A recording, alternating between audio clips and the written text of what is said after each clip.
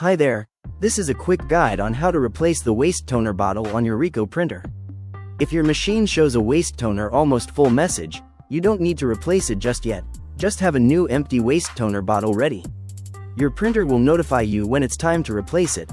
I'll first cover the latest Ricoh IMC series, followed by the MPC04 models, and finally the MPC03 models. Hope this video helps.